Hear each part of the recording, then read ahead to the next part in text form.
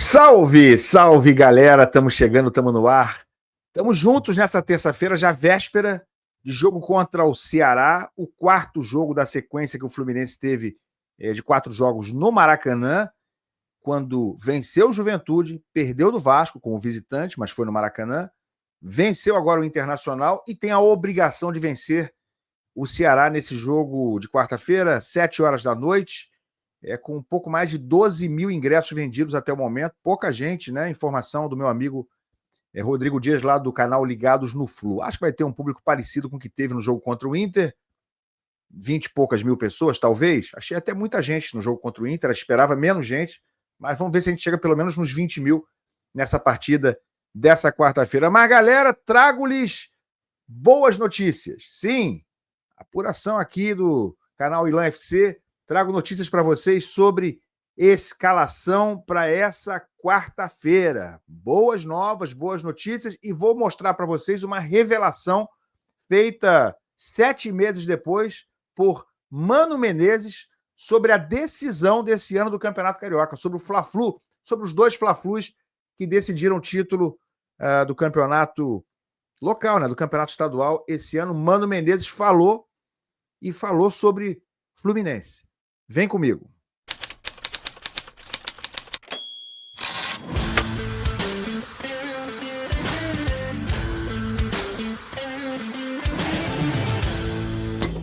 O Paulinho procurou, colocou e entrou!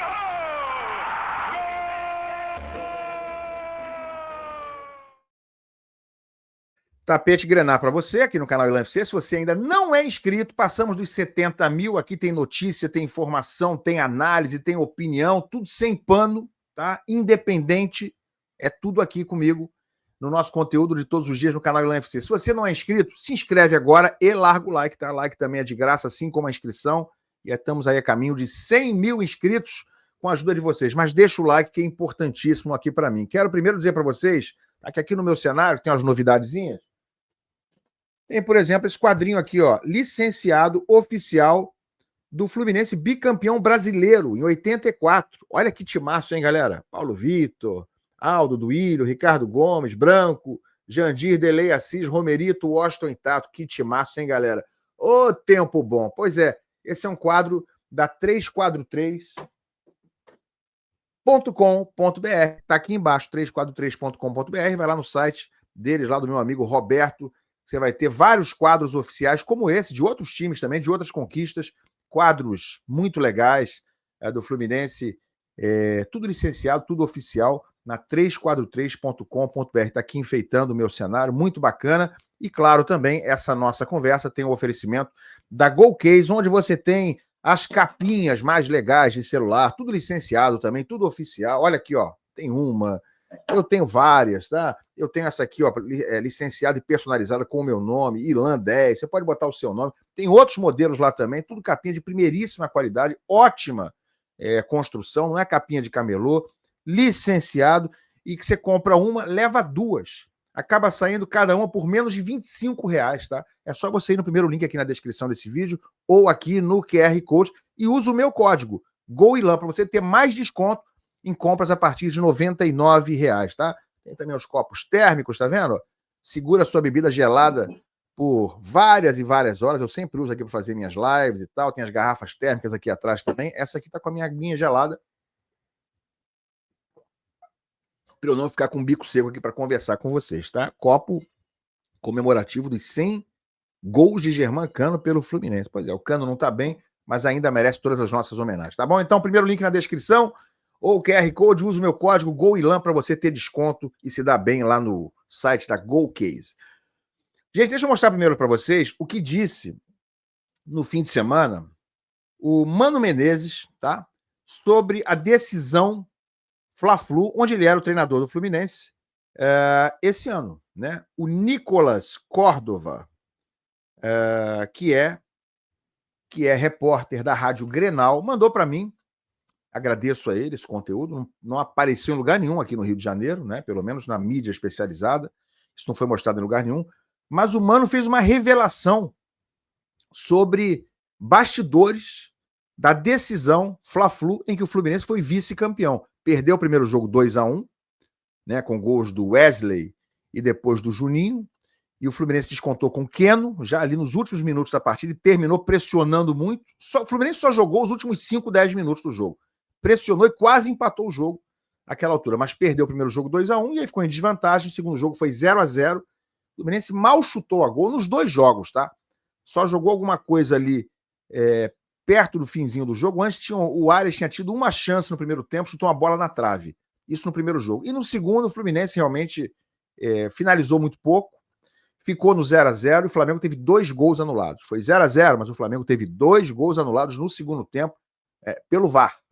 Então não teve perto sequer, na real, de conquistar ou de conseguir igualar no segundo jogo, bastava fazer um gol de diferença para chegar à disputa de pênalti. Não conseguiu. E olha o que o Mano Menezes falou depois da vitória do Grêmio no fim de semana por 3-0 sobre o Juventude, quando ele falou sobre ser um time ofensivo, sobre marcar muitos gols, que ele também é muito questionado lá no Sul, né? Mas agora o Grêmio meio que deu uma recuperada, deu uma deslanchada e fez 3-0 no Juventude. Aí ele recorreu a uma lembrança do Fla-Flu. Olha o que disse o Mano Menezes, vou soltar aqui. Recentemente joguei uma final com o Flamengo no Rio de Janeiro. Fluminense e Flamengo. Nós jogamos a final do Campeonato Carioca. E um jogo foi 0-0 e um jogo foi 2-1. E o pessoal ficou bravo porque eu não ataquei muito o Flamengo. E quando eu reuni os jogadores... Normal, né? A gente ficava bravo mesmo porque o Mano ele não é um cara ofensivo. Aí ele reuniu os jogadores depois do jogo, depois dos jogos, depois de perder a decisão. Olha o que ele vai contar agora. Depois, na semana seguinte, eu disse a eles com todas as letras o seguinte: eu fiz o jogo da maneira como nós pensamos o jogo para proteger vocês.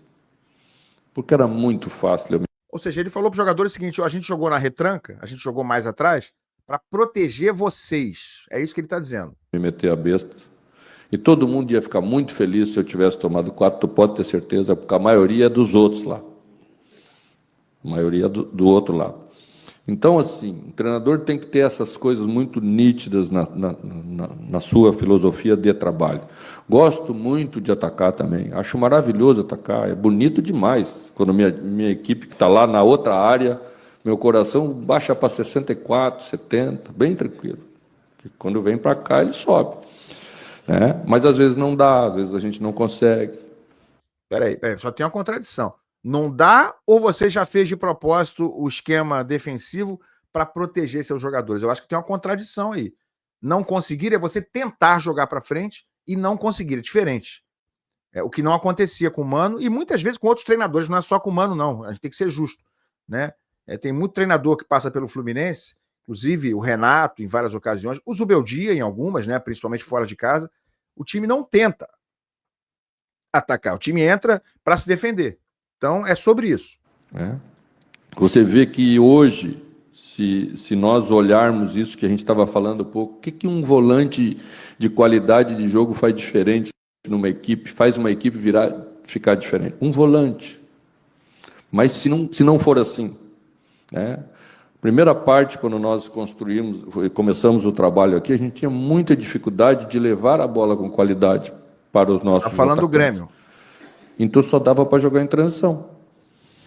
Leia-se contra-ataque. Só dava para jogar em contra-ataque no Grêmio, né? Ficava todo atrás, jogava só em transição, que é o contra-ataque. Eu tinha que baixar a linha, esperar, tomar a bola do adversário e chegar o mais rápido possível lá na frente para pegar ele desarrumado. Era o que ele fazia no Fluminense também, né? Deu certo para salvar o time do rebaixamento ano passado, inclusive. Esse foi a primeira etapa do trabalho. E nós tínhamos que passar por ela, sem falar, sem reclamar, sem abrir a boca, porque eu tenho que proteger os meus jogadores que eu estou dirigindo. Bom, é isso. Acho que é uma revelação de bastidor, né? Então ele revelou que perdeu a final do Carioca e precisou, talvez tenha sido questionado pelos jogadores, porque que o time jogou tão atrás. Essa parte ele não falou, mas ele precisou explicar aos jogadores que ele fez aquilo ali de jogar mais atrás contra o Flamengo para proteger os jogadores dele. Eu entendo a ideia, mas eu acho que um treinador de um time com a camisa que tem o Fluminense, numa final contra o Flamengo, em que o Fluminense já ganhou tantas e tantas, não pode abrir tanto mão de atacar, não pode pensar tão pequeno, tão sem ambição como revelou ter feito o Mano. Ele claramente disse, eu não podia me meter a besta e tomar de 4, que ia ter muita gente feliz, que tem muito mais flamenguista do que tricolor, foi isso que ele disse, em outras palavras. Então ia ter um monte de gente feliz se eu tomasse de 4. Mas não, eu me segurei e ele praticamente está se gabando de ter perdido a final, mas apenas empatando um jogo e perdendo outro por 2-1. E com um detalhe que ele não revelou, que ele não falou, que o segundo jogo foi 0-0, mas o Flamengo totalmente dominante e fez 2 gols no segundo tempo e os gols foram anulados ali por detalhe, por besteira. Então, assim, o Fluminense não esteve sequer perto de conseguir algo melhor na final. E até imagino que essa conversa entre o Mano e os jogadores tenha sido meio tensa, né? Houve, inclusive, a revelação de quando ele saiu do Fluminense de que o ambiente não era bom entre ele e vários dos líderes do grupo do Fluminense. Então, entendo que talvez alguns até contestassem a forma conservadora ou muito defensiva do Fluminense jogar. Enfim, uma revelação 7 meses depois feita pelo Mano Menezes sobre bastidores daquela época. Gente, sobre o Fluminense para esse jogo contra o Ceará. Boas notícias, tá?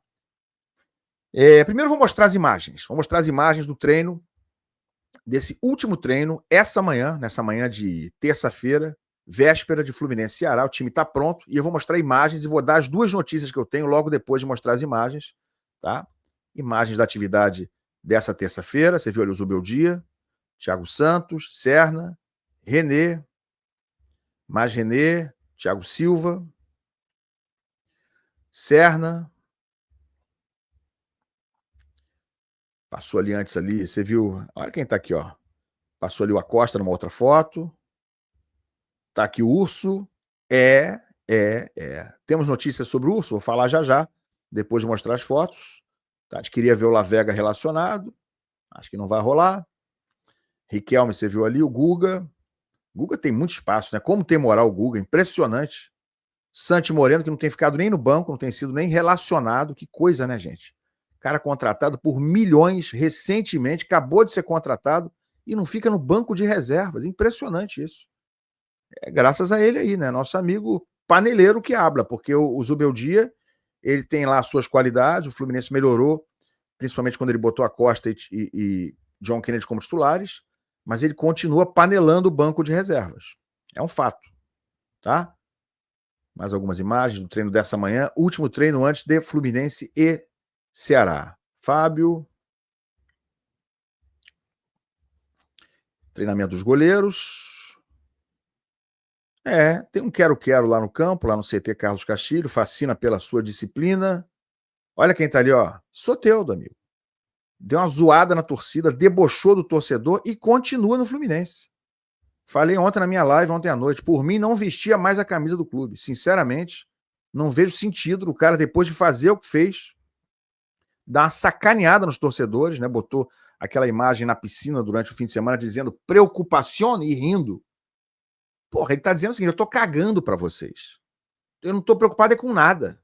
Eu tô nem aí pras cobranças, pras críticas. Eu quero meu dinheiro e ficar aqui na minha piscina. Basicamente foi esse o recado. Mas ele continua no Fluminense. Cadê o Mário para defender a instituição e defender a torcida, que é o maior patrimônio do Fluminense? Por mim, não vestia mais a camisa. Não tinha nem que estar treinando aí. Tchau. Rescinde unilateral, manda ele correr atrás na justiça. Ele tem obrigações em contrato de imagem, em normas, em procedimentos, na forma de se comportar. Ele não pode fazer aquilo que fez com o torcedor e, em última análise, está fazendo com a instituição. É um desrespeito à instituição. E quem é que você viu ali na foto ali, ó? Hein? Aqui, ó. Ó. Aqui, ó. Ó. Sim, Martinelli. Martinelli ficou fora do último jogo contra o Internacional por controle de carga. Notícia em instante, vou falar para vocês o que eu apurei. Tá? Bernal, você viu ali. Canóbio. Mais do John Kennedy. Zubeldia mais um pouquinho. Bernal. Ignacio para mim. Ignacio deveria ser titular, tá?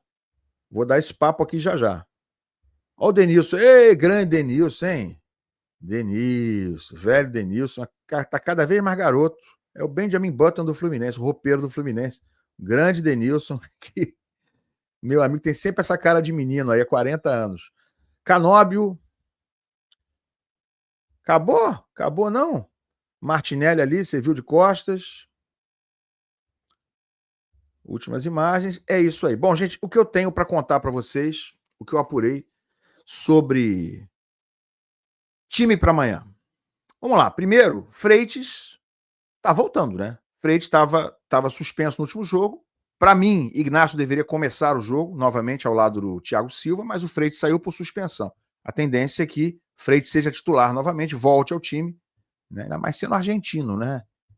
Compatriota lá do patrão, do chefe. Então, o Freitas deve voltar ao time ao lado do Thiago Silva, no setor defensivo do Fluminense. Mas tem informação sobre Martinelli, que teve o chamado controle de carga no último jogo. E a gente nunca sabe, né? Se vai durar mais de um jogo, de dois. Por exemplo, o Acosta, quando saiu para controle de carga, ele não era só controle de carga, ele tinha levado uma pancada também, não era algo sério ou preocupante, mas quando ele ficou fora, isso aí ajudou ele a se recuperar também, a não correr riscos para estar inteiro no jogo contra o Vasco. Acabou jogando o jogo contra o Vasco, embora o Fluminense tenha perdido. Então, o controle de carga ali não era a única razão para a saída do Acosta.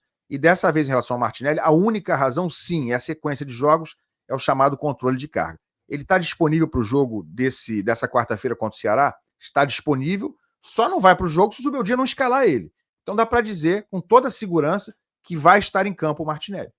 Tá? Ele não tem nenhum problema, tem zero questão clínica e está absolutamente apto para jogar essa partida. Então vai para o jogo o Martinelli. A primeira ótima notícia, a meu ver, Bernal deve sair, né? E aí deve ser Martinelli, Hércules e Acosta, o meio-campo titular, e ajuda muito.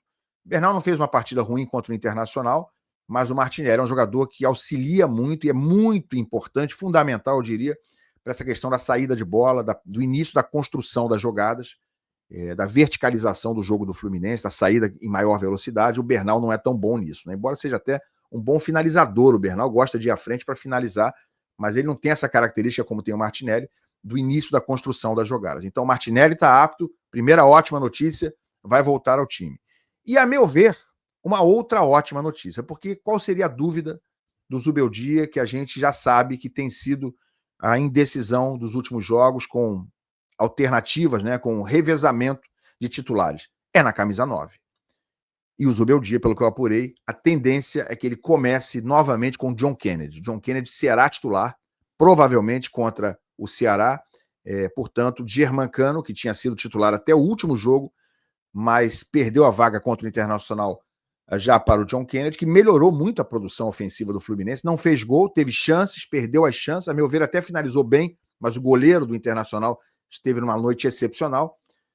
Mas o John Kennedy, havia essa dúvida, pelo fato, inclusive, de não ter conseguido marcar os gols das oportunidades que teve, mas a tendência é que o Zubeldia mantenha, portanto, John Kennedy como titular, e Cano, dessa forma, vai continuar sendo banco de reservas. Tá bom? São as boas notícias, e eu acho, em relação ao John Kennedy, que é uma ótima notícia ele continuar, para que o Fluminense mantenha essa pegada um pouco mais ofensiva, com mais produção, com mais chances criadas. No jogo contra o Inter, o Fluminense, só no primeiro tempo, finalizou 14 vezes. Muito em função da produção do John Kennedy, da movimentação dele, da velocidade, do dinamismo que ele acrescenta ao setor ofensivo do Fluminense. Tá bom? São essas notícias. Vamos esperar que o Fluminense consiga mais uma vitória para chegar a esses 9 pontos em 12 disputados nos 4 jogos seguidos no Maracanã. Bota a opinião de vocês aqui embaixo, quero saber o que você acha sobre Kennedy titular, sobre Martinelli voltando ao time, e sobre o que disse o Mano Menezes aí, né, sobre a retranca, digamos assim, justificada por ele na final do Campeonato Carioca. Bota a opinião de vocês, larga o like, se inscreve no canal e tamo junto. Até a próxima.